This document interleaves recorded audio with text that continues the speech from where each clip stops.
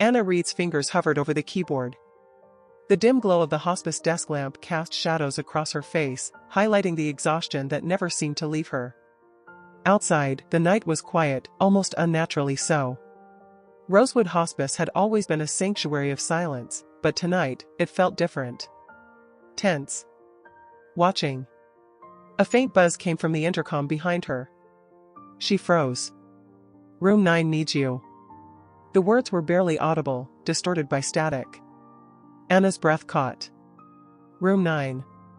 Closed 3 months ago. Daniel Cross had died there, alone, and the room had been sealed ever since. Her hand trembled as she reached for the intercom.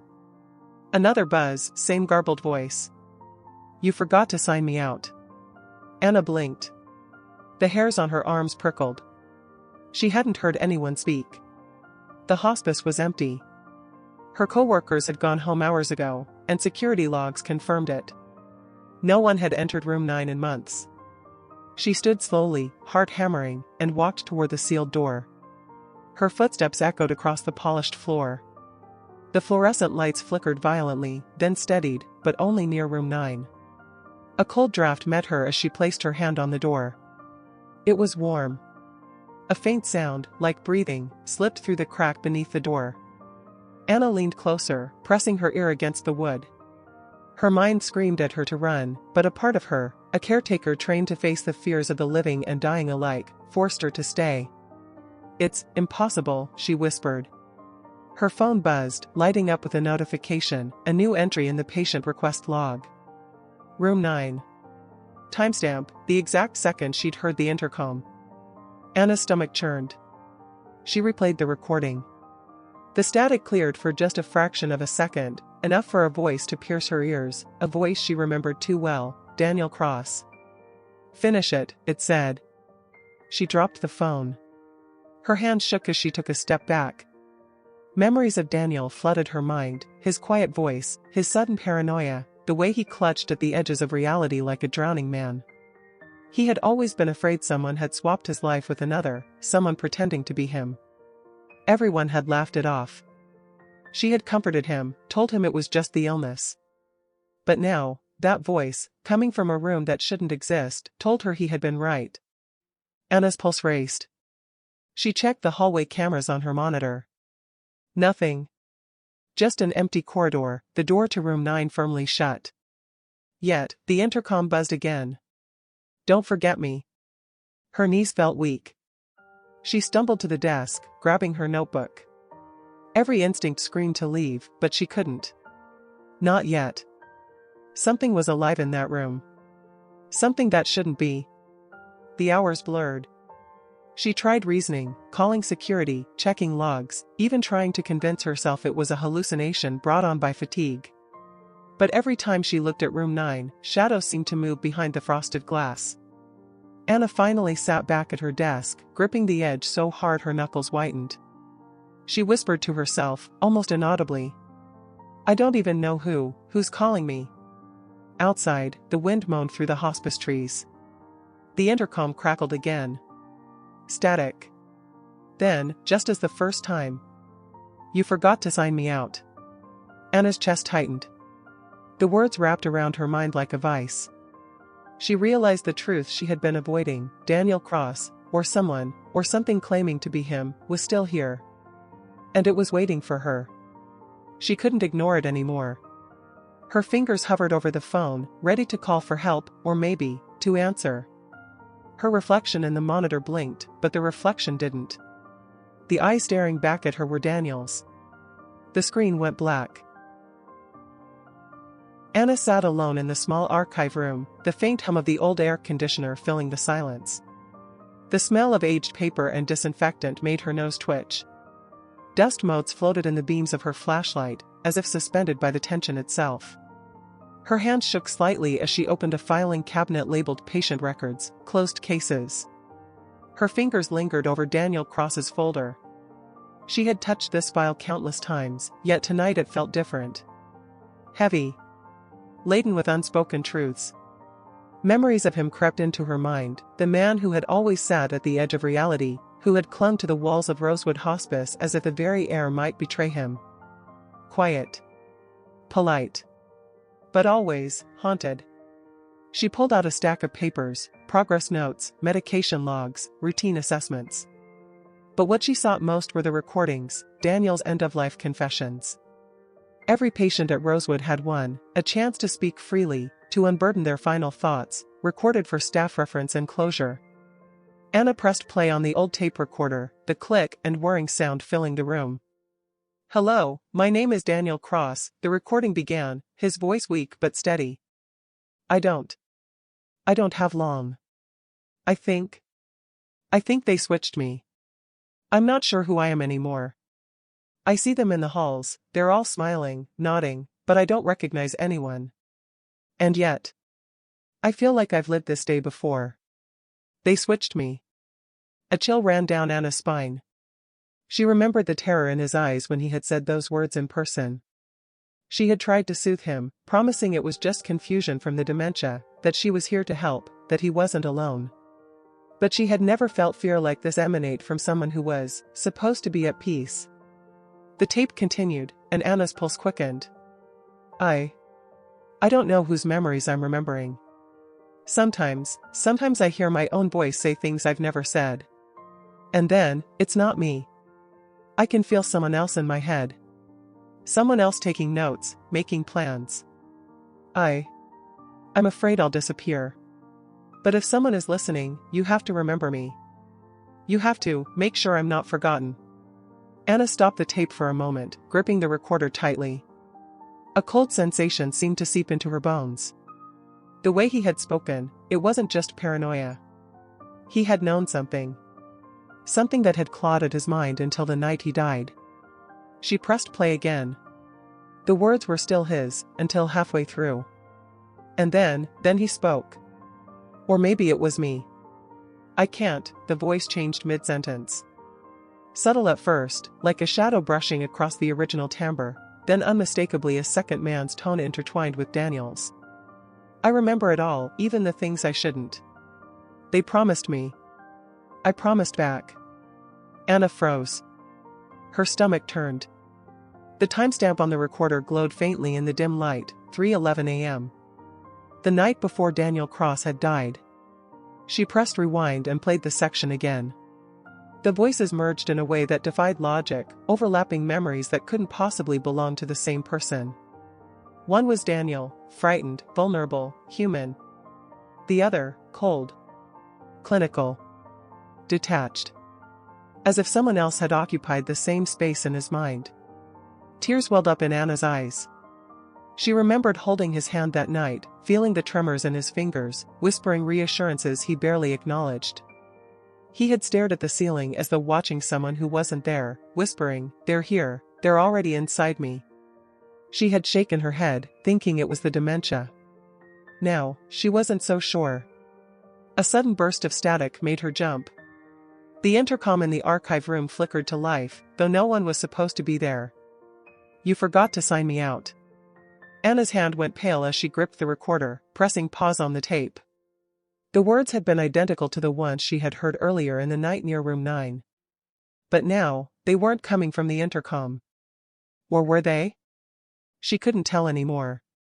She scrolled through Daniel's notes, her eyes scanning medical terminology she didn't fully understand. Mentions of cognitive memory transfer and consciousness preservation leapt off the page. Anna frowned, squinting. Some of the terms were experimental, hush-hush projects she had only vaguely heard of through whispers in the staff lounge, programs meant to preserve memory in late-stage dementia patients. She had always dismissed them as impossible or unethical. But here, in Daniel's handwriting, it seemed like the impossible had been attempted. She leaned back in her chair, breathing hard. The recorder clicked again, still playing on its own. Daniel's voice, now fully in control, spoke clearly. "They tried to split me. To keep me alive. But they couldn't. One of us. I don't know who survived. I think I'm still here, somehow. And I need someone to know. Someone has to finish it." Anna's chest tightened. She pressed stop, her fingers trembling over the buttons. The emotional weight of Daniel's final hours crushed her. This wasn't just a dying man's fear. It was a living echo, a fragment of a consciousness that refused to disappear. She buried her face in her hands. Memories of Daniel's last day returned in brutal clarity, the way he had clutched the bed rails, the way he had whispered to her, "They switched me, make sure they know."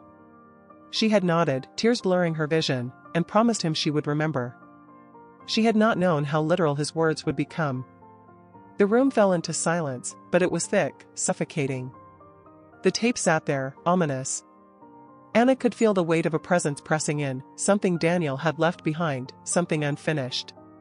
Something that was now calling her, pulling her deeper into a puzzle she didn't fully understand. Anna wiped her tears, her hands trembling. She pressed play one last time. The recording whispered a phrase that froze her blood. "And now, she will finish it." Her reflection in the dusty archive window showed a pale, haggard face. But there was something else, a flicker of recognition in her own eyes, as if Daniel's voice had left a mark inside her. A whisper of memory that didn't belong to her. The static from the tape recorder grew louder, almost alive, filling the room. The intercom buzzed once more, distant yet intimate, repeating the words that now seemed like a threat and a plea combined. "You forgot to sign me out." Anna exhaled shakily. Her mind raced, trying to comprehend the impossible. Daniel Cross hadn't just died. Something of him had survived. Something that had chosen her as its witness, perhaps even its vessel. Her fingers hovered over the filing cabinet, hesitant. She knew she had to go further, to find the truth that Rosewood Hospice had buried with Daniel's death. Somewhere, hidden in the records, in the recordings, lay the explanation. And if she didn't uncover it, she feared she might never sleep again. Her voice barely rose above a whisper, trembling as she spoke to the empty room. What did they do to you, Daniel?" A faint reply echoed in the intercom, barely more than static, yet chillingly human. "Finish it." Anna. Anna's chest tightened.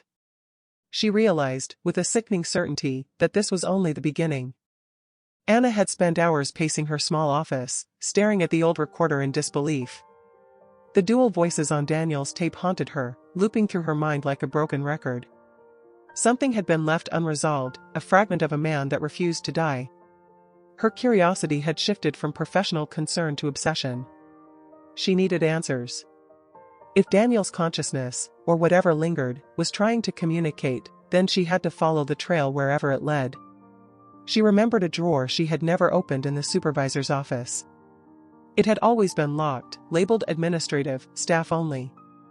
Tonight, the key she had found tucked behind a filing cabinet in the archives fit perfectly. The drawer slid open with a quiet click. Inside was a folder marked in bold, red letters, "Duplicate Admission." Anna's hands trembled as she pulled it out. Inside were 2 patient forms. Both were labeled Daniel Cross, same date of birth, same social security number. But the photographs, they didn't match. One was the man she had known, quiet and haunted, the other was sharper, younger looking, with eyes that seemed sharper, colder. She rifled through the documents, her pulse racing. One Daniel had been admitted on the day Rosewood Hospice recorded his hospitalization. The other had a discharge stamp, same date. Yet the death log recorded only one passing. Anna's stomach churned. How was this possible? 2 men. Same identity. Same records. Different lives. She leaned back against the desk, the folder clutched to her chest. Her mind whirled, trying to make sense of it. Had there been a clerical error? An attempt to protect patient anonymity? She shook her head. No. This was deliberate. Too precise. Too clean. Her thoughts returned to the tapes. The dual voices, the overlapping memories. The experiments. Could it be that one Daniel had been real and the other, something else? Anna forced herself to breathe. She needed someone to talk to. Leah. Her coworker had been working at the hospice longer than anyone, knew the ins and outs of patient files, and had a strange nervous energy about her lately. She found Leah in the quiet staff lounge, sitting alone with her hands wrapped around a mug of cold coffee. Leah. I need to ask you something, Anna said, holding the folder out. Leah's eyes flicked to it, then widened in horror. Anna unfolded the documents, showing the two Daniel Cross forms. Look at this. Same name, same DOB. Two different photos. Both admitted the same day. Both? Leah's hands went pale as she pushed the folder back. Anna, you don't understand. You shouldn't, you weren't supposed to see that. What? Tell me. Please. I need to know. This isn't normal. Anna's voice trembled, frustration and fear intertwining. Leah ran her fingers through her hair, her face drained of color. One of them wasn't real. Anna froze. Not real? You mean, a fake record? Leah shook her head violently. No. I mean, one of them was never supposed to exist in the first place. The hospital, the hospice, they were running experiments. Secret ones. On dementia patients. On memory, consciousness, transferring the mind from one body to another. Daniel, he was part of it. He volunteered, thinking it was to help preserve his mind before it deteriorated completely. Anna felt her knees weaken. Transferred his mind? Leah, that's impossible. I thought so too, Leah whispered, voice breaking. Until I saw the recordings myself. The second Daniel, he was supposed to be the vessel. A duplicate. To preserve Daniel's consciousness if the first one died. They merged memories, overlapping neurons, trying to copy his mind. But something went wrong. One of them didn't die. They shouldn't exist. But they do. And now, Leah paused, glancing nervously toward the hall. Now, part of him is here. With you. Anna's blood ran cold. The words hit like ice water. The dual voices, the intercom messages, the feeling of being watched, it wasn't hallucination. Daniel Cross, or the other Daniel Cross, hadn't fully left this world. Somehow, his consciousness had crossed the line, lingering, reaching. She opened her mouth to speak, but Leah continued, her voice low and urgent. You don't touch anything else. You don't go looking for more files. It's dangerous. They weren't supposed to survive. He wasn't supposed to survive. Anna shook her head, fear battling curiosity. I can't stop now. I've heard him, Leah. He's calling me. He wants help. Or maybe revenge. I don't know. But I can't ignore this. Leah's hand shook. Anna, you have no idea what you're doing. You're getting close. Too close. If part of him merged into you, she trailed off, leaving the thought unspoken. Anna's chest tightened, her mind racing. She thought of the tape recordings again, the chilling phrase, and now, she will finish it. Could that be what Leah meant? That part of Daniel's consciousness had reached out, bridged the gap, and now, she carried him inside her mind? She felt a shiver creep down her spine. The documents on the desk blurred before her eyes. 2 Daniels. 1 life recorded. 1 death officially logged. And something neither she nor anyone else understood, had survived. Anna looked back at Leah, desperation in her eyes. Tell me everything. Every single detail. I need to know what they did to him. What they did to both of them. If there's any chance, any way to finish it. Leah swallowed hard. Her voice was barely audible. The other Daniel, he wasn't just a copy. He was a merge, a hybrid of the memories, fears, and essence of Daniel Cross. But the procedure, it wasn't perfect. One consciousness bled into the other. And the result wasn't meant to be stable. They thought it would fade after death. It didn't. It lingered. It reached out, and now. Anna's heart pounded. She understood, in that moment, why the intercom had called her. Why the shadows around room 9 moved with purpose. Why the recordings had split voices, memories overlapping as if 2 minds were sharing one body. Leah's eyes met hers, pleading. You're the only one left who can contain it. But you have to be careful. If it finds a way to fully occupy a mind. I don't know what happens. That's why no one else talks about it. That's why the file is hidden. That's why room 9 is sealed. Anna's hands tightened around the folder. The weight of responsibility pressed down on her like a physical force. She felt both fear and a strange connection, as if Daniel, or the other Daniel, was waiting for her to act, to make a choice. Leah leaned closer, whispering urgently. You have to decide, do you run, or do you finish it? Anna swallowed hard. The room seemed to darken around her, the hum of the air conditioner fading to a distant echo. Somewhere deep inside, she felt the presence of two Daniels, fragmented yet whole, waiting for her next move. Her gaze returned to the photographs in the folder. Two faces, same name, same life, different truths. And now, it seemed, one had chosen her. She took a deep breath, forcing herself to speak. Then I'll finish it. Whatever it takes. I can't let him get lost. Not after everything. Leah looked at her, a mix of fear and awe on her pale face. God help you, Anna. Outside the window, the wind moaned through the hospice trees.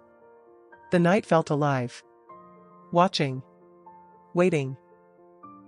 Anna left the staff lounge clutching the folder, knowing she had crossed the line. She was no longer just a caretaker. She had become a participant in a story that blurred life and death, identity and memory, reality and something else entirely. And somewhere, deep within the shadows of Rosewood Hospice, the other Daniel Cross waited. Patient. Anna returned to her office, the folder clutched tightly against her chest.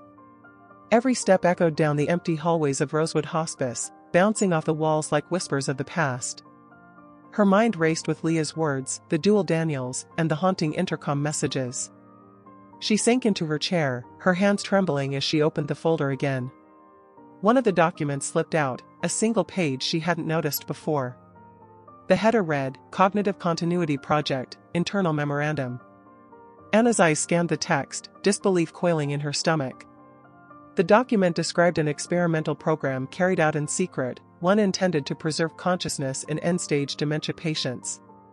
The process involved memory transfer protocols and neural overlap techniques, designed to map and duplicate the cognitive patterns of a patient into a secondary host.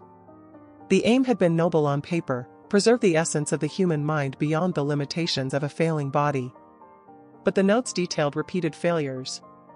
The language grew darker with each entry, partial consciousness retention, neural bleeding, unintended merging of minds, and, most disturbingly, the subject demonstrates emergent behavior inconsistent with baseline personality. Anna's throat tightened. That was Daniel. Or rather, both Daniels, the original patient and his duplicate. Somehow, they hadn't simply split, they had merged. One consciousness had bled into the other, creating a hybrid, unstable mind. Her hands shook as she reread the final lines. Warning, once merged, subject may persist beyond clinical death. Avoid physical or psychological contact that could reinforce neural imprinting. Anna dropped the page onto her desk, her breath coming in shallow, rapid gasps. The dual voices on Daniel's tapes, the messages on the intercom, they weren't hallucinations. They were evidence. One mind had refused to die. And it was reaching out, to her. Her gaze fell to the old tape recorder. The intercom had been silent for a few minutes, but the room felt heavy, alive with a presence she couldn't see. She pressed play on the recorder once more, her hands trembling violently. Static hissed, then a voice emerged, crisp and haunting. You promised to finish it. Anna froze, her heart hammering. She recognized the voice, it was hers. Or at least, it sounded exactly like her, but she had never spoken those words. Her own voice, echoing from a tape, speaking to her from the past, or some altered reality. The intercom crackled faintly, a second voice whispering under the static. Finish, don't leave me. Anna's skin crawled. She felt an unbearable pressure behind her eyes, as though someone, or something, was pressing directly into her mind, trying to bridge the distance between them. The dual Daniels, merged and alive, were communicating through her. She sank into the chair, gripping the tape recorder tightly. Every instinct screamed to leave, to flee from the impossible, but a strange, tragic pull held her there. She had promised Daniel, in her own way, that she would see his story through. And now, in a way she couldn't comprehend, that promise had become literal. Her mind flashed to the folder again. The duplicate patient forms, the internal memos, the warnings of neural imprinting, all evidence that Daniel's consciousness had been preserved beyond natural limits. She realized something terrifying: if she didn't act, if she didn't finish whatever it was Daniel, or the hybrid version, needed, his mind might remain trapped in some liminal space indefinitely. And perhaps worse, it could begin to assert itself more forcefully, using her as a vessel. Anna pressed pause on the tape, clutching her head. The weight of understanding was overwhelming. Daniel hadn't simply died. He had become something else, an echo, a shadow, a mind that refused to let go. And now, in some inexplicable way, part of him existed within her world, reaching out, calling her to complete what had begun. Her vision blurred as she imagined the events described in the memoranda. Patients with end-stage dementia, minds fragile and deteriorating, connected to experimental machinery, their memories scanned, copied, and partially transferred. She could almost hear the whirring of the devices, the electric hum of consciousness moving, fragmenting, merging, refusing to obey the natural laws of life and death. Anna shivered violently, the office lights flickering. For a moment, she thought she saw a shadow move across the room, tall and lean, yet impossibly distorted. A man. Or two men. One familiar. One not. She blinked, and the figure vanished. The rational part of her mind tried to reassure her: exhaustion, stress, imagination. But the recordings, the intercom, the documents, they all confirmed the impossible. She leaned back in the chair, closing her eyes. Daniel's last words on the tape repeated in her mind, echoing like a mantra, "And now, she will finish it." The phrase settled into her very bones. The dual Daniels, the hybrid mind, had chosen her. Somehow, some way, she was now part of the equation. Her hands went to the intercom again. She hesitated, then pressed the button. A low static buzz answered her, but no voice. She whispered, almost involuntarily, I'll finish it." The intercom crackled, faint but clear, like a sigh through a narrow tube. "Thank you." Anna's pulse thundered. She didn't understand how she had just spoken to a consciousness beyond death. She didn't understand how the tape had repeated her own voice before she had ever said the words. But she understood one thing perfectly: Daniel's mind, or whatever remained of it, was real. And it needed her. She sat back, gripping the recorder and folder. Fear, guilt, and an indescribable sorrow mingled inside her chest. Daniel had been caught between life and death, reality and experiment, sanity and madness. And now, that burden had shifted to her. A faint hum emanated from the intercom once more. Anna flinched, her breath catching. The room felt impossibly still. And then, slowly, unmistakably, the voice returned, this time layered, as though two men were speaking through the same mouth. "You promised to finish it," Anna whispered, startled, realizing the second part of the sentence came not from her lips, but from the recorder sitting silently on the desk. Tears blurred her vision. The hybrid Daniel had merged his memories with the technology, and perhaps with her, to reach across time and space, seeking completion, closure, recognition. Anna exhaled shakily, resolving herself. She couldn't turn back. She wouldn't. She whispered again, into the quiet office, the tape recorder, and the world itself. "I'll finish it. Whatever it takes. I promise." The lights flickered once more. The intercom went silent. For the first time that night, Anna felt a fragile calm. But beneath it, a seed of dread took root. She now knew what she was dealing with. Daniel's mind refused to die. And she was the only one who could see it through to the end. The air in the office felt charged, heavy, almost alive. Anna closed her eyes, listening to the silence, knowing that somewhere, beyond the walls of room 9, the hybrid mind waited. Patient. Persistent. Unfinished. And she would follow. Anna's hands shook as she sat before the security monitor in the deserted records room. The faint hum of the computers and the buzz of the fluorescent lights filled the silence. She had gone through hours of footage, every angle of the halls, every timestamp meticulously checked. But she hadn't been prepared for what she was about to see. She scrolled to the footage from the night of Daniel Cross's final intercom message, the same tape that had haunted her dreams. Her heart thudded as the monitor flickered to life, displaying a timestamp, 3:11 a.m. There it was, the door to room 9, sealed for months, slowly creaking open. Anna's breath caught. The camera angle showed someone stepping into the hall. They moved with the familiar precision she knew instinctively, the posture, the gait, the subtle tilt of the head. Her stomach dropped. It was her. Or at least, it looked exactly like her. Dressed in her uniform, moving as she would, performing the routine checks she had made countless times. Face obscured in shadow, features indiscernible, but the motion, the cadence, the energy, it was unmistakably Anna. Her pulse raced as she glanced at the timestamp in disbelief. She had been in the nurse's office at the same time, logged in digitally, her presence verified by the system. Yet the footage clearly showed a figure identical to her walking the halls, leaving room 9 behind. Anna's hands flew to her mouth, stifling a gasp. The intercom buzzed faintly, echoing in her mind with the words she had come to know all too well. "You forgot to sign me out." The meaning crashed over her like ice water. She hadn't forgotten to physically close a room, or check a log. She had forgotten to resolve it entirely, to see Daniel's story to its conclusion. That unfinished business had found a way to manifest, through her. Through her mind. Through her very being. A cold dread settled in her chest as she realized the terrifying truth. Part of Daniel had crossed the boundary of life and death, of memory and identity, and had embedded itself within her. Not metaphorically. Not symbolically. But literally, his presence intertwined with her own consciousness, walking in her body while she existed elsewhere. Her mind reeled with questions. How had it happened? Had Daniel's hybrid consciousness reached through the experimental protocols? Or had her own empathy, her emotional bond with him, created a bridge too strong to resist? She couldn't answer. All she knew was that she was no longer entirely herself. The monitor flickered again, showing the figure stop at the nurse's station, placing an object down. Anna leaned closer. It was her own clipboard, the same one she had used to cross-check patient records that night. Her hand shook violently. The object's placement mirrored exactly how she herself had handled it hours later in the office. Every motion, every subtle gesture, had been duplicated perfectly.